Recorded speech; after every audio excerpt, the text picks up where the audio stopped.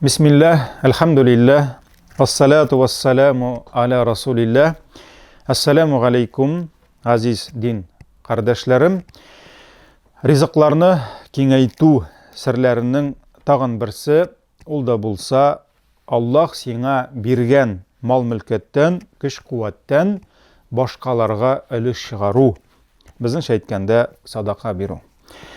Аллаһ Тәгалә Куръани Кәримдә әйтә: مثل الذين ينفقون أموالهم في سبيل الله كمثل حبة. Аллаһ юлында мал мөлкәтләреннән өлеш чыгаручыларның мисалы ул җиргә орлык чәчүчеләр кебек.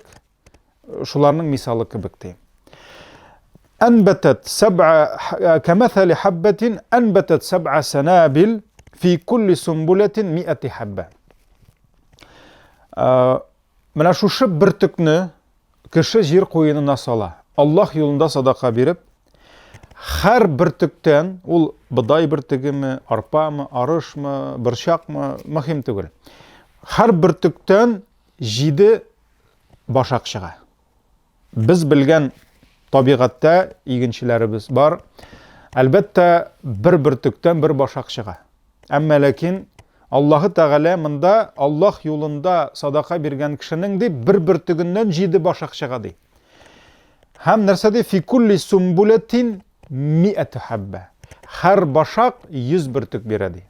Хәтта табигатьтә дә 70-80 бөртек дип куядыр. Укыганым бар, инде үземә чәчергә туры килмәсә дә.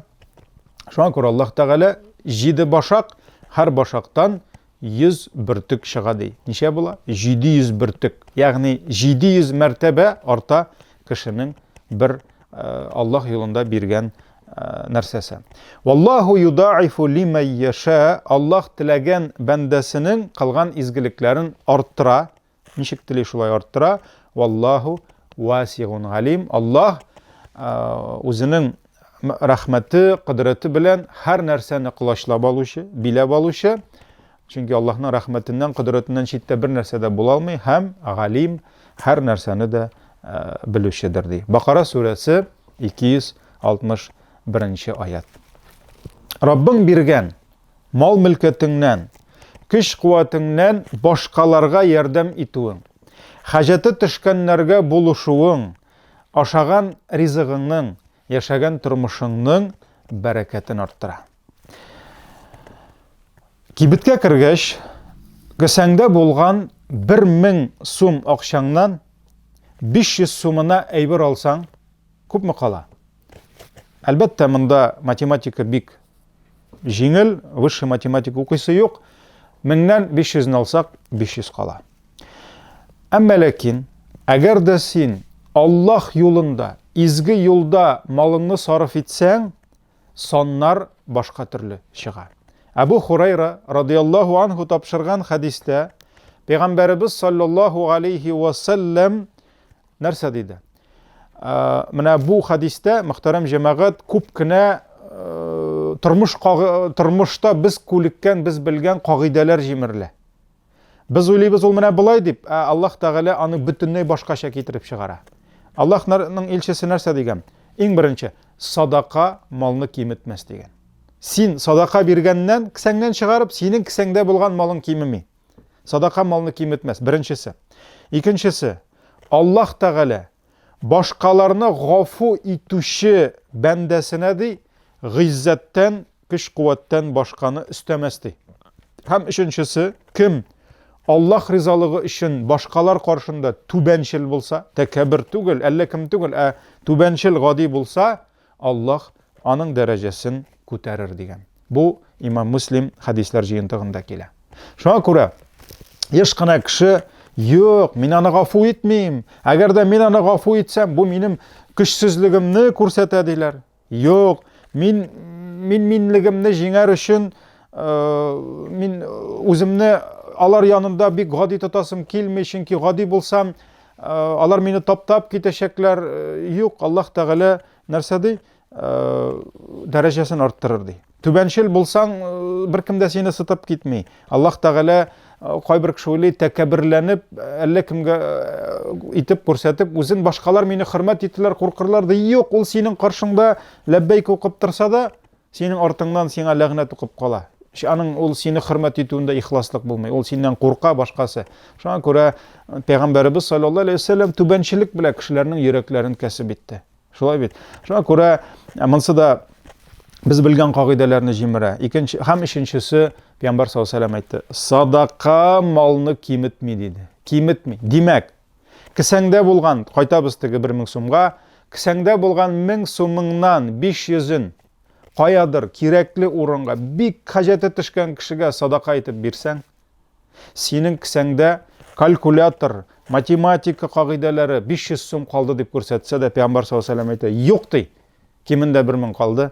Юк әле, Аллаһ Тәгаләнең тагын да арттырып бирә. Шуңа күрә садака, Пәйгамбәр саллаллаһу алейһи ва саллям, малны киметмәс диде. Һәм субханаллаһ, Аллаһ Тәгалә безгә нәрсәнедер кушыр алдыннан иң элек шул аның кушканын үтәү өчен мөмкинлек бирә. Мәсәлән, син балаңны җитәкләп бакчаңа алып чыгасың да, казы бу бакчаны дисең. Мин кайтуга бакча казылган булсын дисең. Ләкин шул ук вакытта синең бакчаңда, абзарыңда, келәтеңдә казырга көрәгеңдә юк. Балаңа махсус аяк киеме дә юк. Көрәккә басып казыр өчен кулына киергә перчаткасы да юк, берни дә уңайлык юк. Һәм син аңа кушасың. Аллаһ Тәгалә бер кашан да әйтми. Аллаһ иң беренче бүтән шартларны тудыра. Аннарысын безгә эш куша. Шуңа күрә Аллаһ ул безгә үзе мал-мөлкәтне бирә, аннарысын бүлешергә куша. Аннарысын бүлешергә куша. Хәтта исламда фарыз садака булган закат, аның турында да сөйләшербез. Хәтта закатта синең билгеле бер нисапка, ягъни синең җыелган акчаң билгеле бер күләмгә җитмичә һәм бу күләм 1 ел вакыт үтмичә син закатны бирмисең. Шуңа күрә Аллаһ беренче мөмкинлек бирә, аннарысын эшләргә куша. Һәм Куръани Кәримдә дә нәрсә ди, ул күп җирдә кабатлый. Ва мимма разакнахум юнфикун ди. Мөэминнәр без биргән маллардан өлеш чыгаралар ди. Ягъни Аллаһ үзе бирә һәм шул биргәннән өлеш чыгарыга куша. Шулай ук мөхтәрәм җәмәгать, Аллаһ Тәгалә ул бирүчеләрне ярата һәм бирүчеләргә бирә. Кешенең асылда кылган һәр изгелеге иң элек үзенә әйләнеп кайта. Аллаһ Тәгалә Коръанда лаһа ма касабат ва алейха мактасабат диде. Һәр бер җан иясе изгелек кылса үзенә кайта, явызлык кылса үз башына төшә ди. Шуңа күрә кешеннән килгән зәгыйфләргә ярдәм кулы сузып, ул иң элек үзен кайгырта һәм мөхтаҗның хәлен түгел, үз хәлен яхшырта. Үзенең бер хадисендә Пәйгамбәр саллаллаһу алейһи ва саллям әйткән: һәр көнне иртә белән, көн сайын кешеләр йокыларыннан уянганда күктән җиргә 2 фәрештә төшә. Исегездә калдырыгыз. Һәр көнне яңгыр яуса да, кояшлы көн булса да, салкын кышлар булса да, иссе җәйләр булса да, мул, иркен вакыт булса да, кризис, авырлык вакытлары булса да, айырма юк. Аллаһның әмере белән һәр көннең иртәсендә, әле без йоклап ятабыз, фәрештәләр төшәләр җиргә. 2 фәрештә. Икесе дә дуа кыла. Берсе: "Я Раббым, бирүчегә бирсәң иде" ди. Кем бу дөньяда бирә, аңа бирсәң иде ди. Икенчесе: "Я Раббым, кымсызлык белән үзендә калдыручыныкын кире алсаң иде" ди. Кире алсаң иде ди. Шулай итеп, субханалла, бер гынахсыз 2 фәрештә нәрсә дуа кылалар. Көн сайын бирүчегә бирсәң иде, үзендә саранлык белән калдыручыныкын тартып алсаң иде ди. Шуңа күрә кем кайсы фәрештәнең дуасына эләгәсе килә, әлбәттә инде үзе сайлый. Шулай ук Абу Хурайра радиллаһу анху тапшырган хадистә сөйкле Пәйгамбәрбез әйтте: бир адәм баласы шул вакыт сиңа да бирелер диде. Бу Бухари, Муслим жиынтыкларында килә.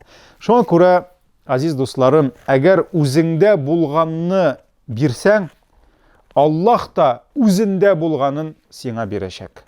Кымсызлык һәм саранлык белән хамман яшереп калдыру ягын кайгыртсаң, Аллаһ та сиңа бирәсен үзендә яшереп калдыра.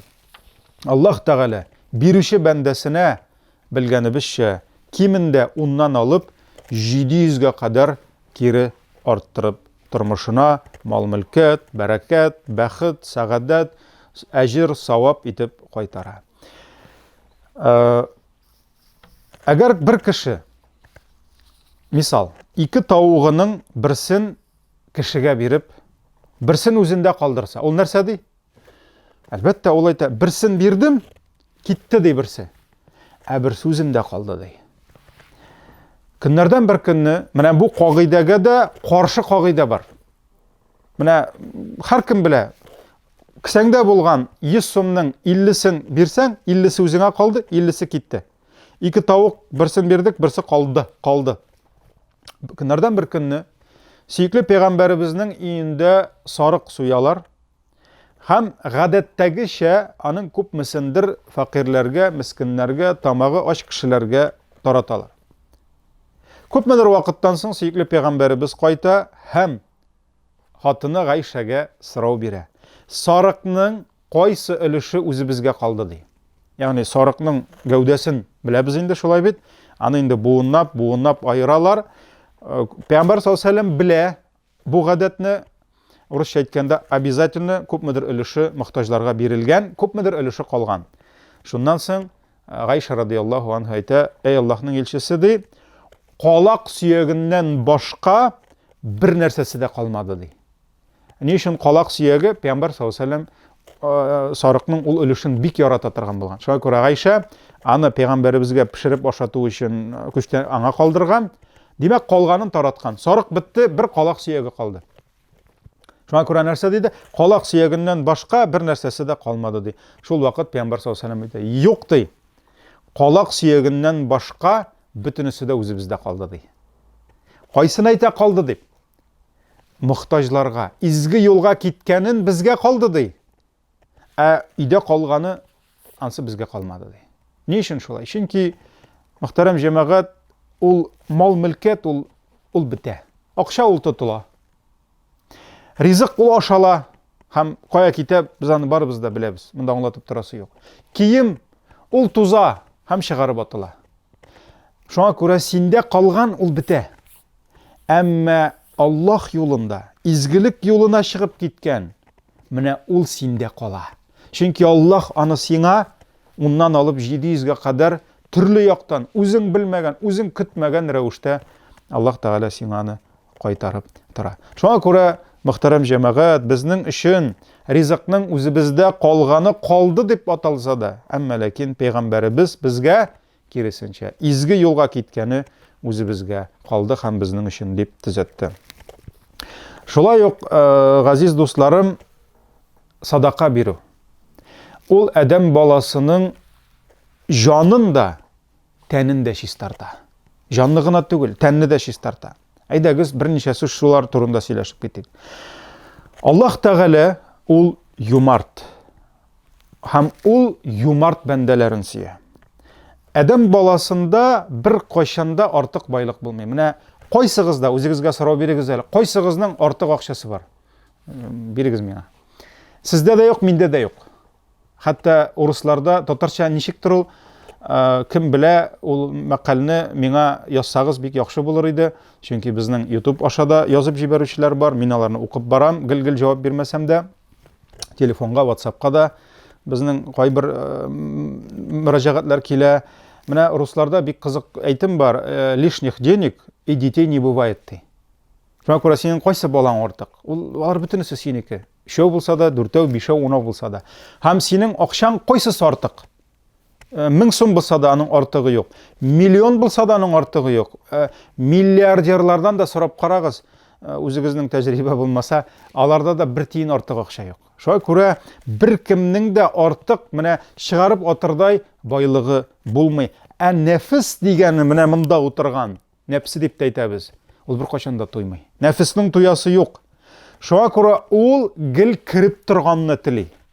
Миллион булса икенчесе кирәк, миллиард булса икенчесе кирәк, 10 булса 20-нчесе кирәк. Шуңа күрә Пәйгамбәр саллаллаһу алейһи ва сәллям нәрсә диде? Әгәр дә адам баласына бер тау алтын бирелсә ди, ул икенче тауны теләр иде ди. Шуңа күрә мөхтәрәм җәмәгать, адам баласына җир шарының межевать итеп яртысын кисеп бирсәң, беләсеңме нинди беренче сорау? Икенче яртысы кемгә? Җир шарын бүлеп бирсәң, айга караячак. Шундук. Шуңа күрә адам баласына җитми, әмма ләкин менә юмарт кеше кем ул? Юмартның да эчендә саранлык утыра. Кымсызлык утыра, ләкин ул үзенең саранлыгын җиңә. Аның да нәфес әйтә. Менә кайбер саран кешеләргә әйтсәң, бир инде, әзрәк кенә садака бир инде дисәң, әнә бит ул бирә дисәң, аңа җиңел, ул бит юмарт ди, тегеләй ди. Юмарт кешегә дә җиңел түгел, ләкин ул нәфесе белән көрәшә. Аның да әйтә, бирмә, үзеңә калдыр ди. Синең бизнесыңны зурайтасың бар ди, тегендә вкладывать итәргә кирәк, монда ди. Тегәй берне аласың бар, бу машинаңны яңартасың бар, өеңне зурайтасы бар, артык акча булмый. Ләкин юмарт кеше нишләй? Нәфесенә каршы чыга, нәфесе белән көрәшә. Шуңа күрә нәфес белән көрәшкәндә, менә бу нәфескә каршы чыгып, садакасын биргән сайын байның күңелен, әлхәмдүлилләh, бу жан авыруыннан тазарта. Хәтта галимнәребез садака бирүне кан алдыру белән чагыштыралар. Менә исламда, ул исламда гына түгел, ул борынгыдан килгән гадәт, әйтәбез инде, халык медицинасы да булган, ул хиҗама дип атала. Ягъни махсус банка куеп, вакуум ясап, соңыннан шуны кичкенә генә кисеп, бераз гына җәрәхәт ясап, шул бу монда сүз бара инде, тән астындагы канны җыеп, шул канны алырга кирәк. Бу артериаль кан дип беләм инде мин, ялгышмасам. Менә шушы зыянны каннарны шушы банка җыяда, ул канны түгәсең. Менә әгәр дә син хиҗама ясаучы табибка барып, үзеңнең каныңны алдырсаң, син кайтып китәсең, ә синең пишрак каның кимдә кала? Синең пишрак каның табибта кала. Менә шуның кебек галимнәр, әгәр дә бер мохтаҗ синнән акча сораган икән, каядыр синең ярдәмең кирәк икән, син малыңнан бер өлешен шуларга бирдең икән, менә шушы тәнеңнән яман каннарыңны чыгарып, теге табибның банкасында калдырган кебек, бу мохтаҗ синең алып кала шушы малыңдагы, җаныңдагы төрле авыруларыңны. Ул синең малыңны да, җаныңны да чистартуга бер сәбәп була. Шуңа күрә Пәйгамбәрбез саллаллаһу алейхи ва сәлләмгә бер кеше килгән, һәм зарланган: "Я Расулаллах, менә ди күңелем катты" ди. Әйтәләр бит, бәгыре каткан. Пәйгамбәр саллаллаһу алейхи ва сәлләм әйтә: "Күңелеңне йомшартырга теләсәң ди, мискиннәрне ашат ди, ятимнең башыннан сыйпа ди." Ягъни, менә ул бүгенге дөньяда бигрәк тә бу мәсьәлә актуаль. Кешеләрдә ниндидер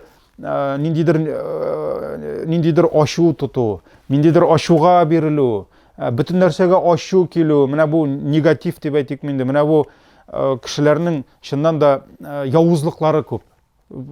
Тегене сөйми, моны сөйми, беркемнең күңеле, беркемнең шатлыгына шатлана алмый, бәлки кеше кайгырса күбрәк сөенәдер. Шуңа күрә күңелләр каткан җәмәгать, дөнья куа, бәгырьләребез кипкән, нишләргә кирәк? Мискиннәрне ашат дигән, ятимнең башыннан сыйпасаң да, синең күңелең тазарыр дигән. Һәм менә монда инде мин мисал итеп китерәсем килә, күңелне тазартканда садака белән, ул тәнне давалаган кебек. Мәсәлән, без авырып киттек тә, килдек табибка. Безнең бар проблема ашказаны, мәсәлән, ашказаны монда, бавырдамы, нәрсәдәдер. Һәм безгә табиб матур итеп күзлекләрен киеп язар рецепт. Һәм нәрсә ди? Ал шушы даруны ди, даруханадан, һәм син бу даруны 10 көн, көненә 3 мәртәбә иртән өйләдә һәм кич ди, бершәр сәдәф, бершәр таблетка эч ди 10 көн ди. 10 көн булгач, көнгә 3 таблетка, күпме була әле? Тагын математикага кайтабыз, 30 таблетка. Һәм без ярар дип чыгып китәбез, тирләсе килә бит инде, ашказаны уртаманда, тагын нәрсәдер. Без барабыз аптекага, даруханага, сатып алабыз да 10 көн буе җәмәгать тилмереп, интегеп, иртән, өйлә вакытында һәм кич без дару эчәбез. Нишләптер беребез дә бит нәрсәгә кирәк инде миңа интегергә дип 30 таблетканы алып авызына тутырмый. Ни өчен? Чөнки бу чиракта ул агу була. Организм аны күтәрә алмый, ул агулана. Һәм даруның файдасы урынына нишли безгә зыяны тия. Шуңа күрә без аны бүлеп даруны биреп торабыз. Менә шуның кебек садаканы да гадәткә кертергә кирәк, әз булса да гил биреп торырга.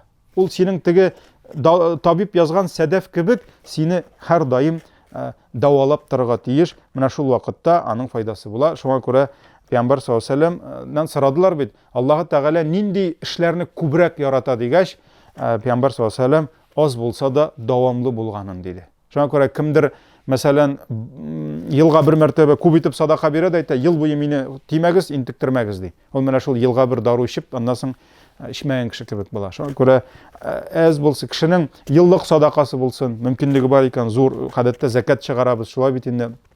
Кешенең айлык садакасы булсын, булдырала икән, каядыр көнлек садакасы булсын. Көнлек. Шуңа күрә аңа бүгенге әйтик банк онлайн приложениялар, ниләр, алар безгә мөмкинлек бирә. Көнлек садаканы да биреп, синнән дә сорап тормый үзе җибәреп тора. Һәм инде шулай ук садака малны чистарта. Садака адәм баласының малын чистарта. Гомумән закат, менә бу садака Коръәни Кәримдә бик күп урында закат дип килә. Закат ул шул ук садака, ләкин фарыз садакасы, шулай бит. Һәм закат сүзе заки. Ул инде чисталык дигәнне аңлата. Шуңа күрә Аллаһ Тәгалә нәрсә диде? Ва саюҗаннабухал атқа. Җәһәннәм газабыннан ди, тақва булган, гынахадан сакланган кеше котылыр ди. Нинди тақва кеше? Аллази ю'ти малаху ятазакка. Кемди үзенең малыннан өлешен чыгарып, ятазакка закат чыгара чистарына ди, чистарына. Шуңа күрә садака синең малыңда төрле хәлләр булырга мөмкин. Чөнки Аллаһ Тәгаләнең биргән нигъмәтләрен эзләгәндә син үзең дә сизмәстән төрле хаталар кылырга мөмкинсеңдер. Үзең дә белмичә калдың, кемнедер алдадың. Яхшы әйбер дип саттың, ул бераз гына кимчелекле булып чыкты. Тегенең күңелендә нәрсәдер калды, ләкин зарланып йөрмәде. Каядыр ниндидер гаделсезлек булды. Шуңа күрә ул кем аның белән шөгыльләнә, эш белән, ул белә андай әйберләрне. Шуңа күрә нәрсә? Әлхәмдүлилләһ, малны чистарту өчен Аллаһ Тәгалә безгә садака гыйбадәтен бирде һәм кешенең тапкан малы никадәр пак булса, аның бәрәкәте, аның куанышы шул кадәр күбрәк була. Һәм чыннан да җәмәгать, без бүген шундый вакытта яшибез. Без шундый чорда яшибез. Без шундый илдә яшибез. Бүген мал юклыкка, бүген ризык юклыкка күп кеше валлаһи зарлана алмый. Бүген әгәр дә кашандыр безнең әби бабайларыбыз ачлыкка тилмереп, ачлыкка үлсәләр, бүген без ашап үләбез. Хәтта табиблардан сорасаң, менә күпчелек безнең хәтта авырулар заманага карап үзгәрә. Ачлык заманының үз авырулары булган, авырлык заманының, җиңеллек заманының яңа авырулары чыга. Без бүген тазарабыз, без бүген хәрәкәтләнмибез, без бүген хәтта машинада йөрибез, җәяү йөрмибез, машинада да скорость алыштырасы килми, хәтта газга басасы килми, круиз контроль дигән бик уңайлы нәрсәсе бар икән, әләнең анда бастың, газга да басасы юк, активный круизга бассаң, тормозга да басасы юк. Шуңа күрә менә рулен дә беренче киләсәләр, үзе бара торган иттереп киләмәкче булалар бугайнан да япон дуслар, немецләр. Шуңа күрә нәрсә? Хәрәкәтсезлек, ялкаулык, бүген мал мөлкәт җитә, бүген безнең бәрәкәт юк. Бүген булган тормышның рәхәте юк. Бүген булган ризыкның тәме юк. Шуңа күрә бүген без зарланабыз. Шуңа нишләргә? Мал мөлкәтеңнән садака бирү, мохтаҗларга ярдәм итү. Бүген синең тамагың тук икән, бөтен кешенең дә тамагы тук дип әйтү дөрес түгел. Бүген менә Аллаһ Тәгалә бит инде һәр нәрсәне ил башлыгы әйтте, иләрегездә утырыгыз диде. Инде айдан артык өйдә утыра күп кеше. Зарланабыз. Аллаһ Тәгалә ирегебезне алды. Свобода ул бик зур нәрсә. Ләкин җәмәгать бүген үзебезнең Татарстанда, Казанда бүген бик күп кешеләр бар, алар өйдә утыра алмыйлар. Алар өйдә утыра алмыйлар, чөнки аларның өйләре юк. Кем кайда подвалда, кем кайда яши. Шуңа күрә ул мәсьәләләр бар. Безнең ярдәм кирәк, безнең игътибарыбыз кирәк булган бик күп кешеләр бар. Шуңа күрә малларыбызны чистартып торыйк, аның куанышы, шатлыгы, бәрәкәте артыр. Һәм соңгысы җәмәгать бу дәрескә менә мал мөлкәтне, мин инде шундый җөмлә әйттем, артык акча булмый бер кашанда. Лишних денег не бывает. Менә синең кешегә һәр вакыт акча кирәк. Чөнки аның ул семьясын төзи, аңа өйдә мебель алырга кирәк, тегесе монсын алырга кирәк, машинасын карарга кирәк, налогын түләргә кирәк. Менә һәр вакыт безгә нидер кирәк. Менә беләсезме, садаканы, иң саваплы садака кайчан сиңа үзеңә кирәк булганда, шуннан тартып алып чыгарып бирү. Менә бу иң саваплы садака. Пәйгамбәр саллаллаһу алейһи ва сәллям әйтте, садаканың иң саваплысы диде, үзең сәламәт булып, мал җыярга яратып, фақирлектән куркып, байлыкны теләп яшәгән вакытыңда биргән садакадыр диде. Әйе, син бүген әле дөнья куасың. Әле синең бер кибетне ачкач, икенчесен ачарга кирәк. Әле син хыялланган машинаны алмадың әле. Әле синнән Алла бирсә аласың. Әйе, бүген сиңа кирәк, менә шул кирәк вакытта чыгарып биргән садакаң менә бу Аллаһ каршында иң дәрәҗәле. Ә инде җәмәгать, син инде яшисен яшәгән. Теге безнең халыкта әйтәләр бит инде, эчәсен эчкән, урлыйсын урлаган, хәзер инде җыйган, күпмедер ул инде аны тота алмый, нәрсәдә эшләтергә белмәй, ярар инде. Мин моның белән бер нәрсә эшли алмыйм дип, садакасын тарата башлады. Юк, җәмәгать, ул садака иң хәерле түгел. Менә үзеңә кирәктән тартып алганы, менә шунысы иң саваплы. Раббим Аллаһ безгә үз кулыбызда булган кешеләребезне изге юлда сарыф итеп, булган ризыкларыбызның, тапкан мал-мөлкәтләребезнең куанычын арттырырга насыйп әйләсен. Һәм инде менә бу ризыкларны киңәйтүнең бер сәбәбе дидек бит, садака бирүне, тагын да аның кайбер хикмәтләрен аңлау өчен мин инде киләсе дәресемне дә шушы садака бирүнең хикмәтләре, чөнки ул хикмәтләр аша без ризыкны тагын да арттыра алабыз. Иншалла, тагын бер дәресебезне багышларбыз. Раббим Аллаһ безгә ярдәм бирсен. Исән, имин булыгыз. Ассаламу алейкум ва рахматуллахи ва баракатух.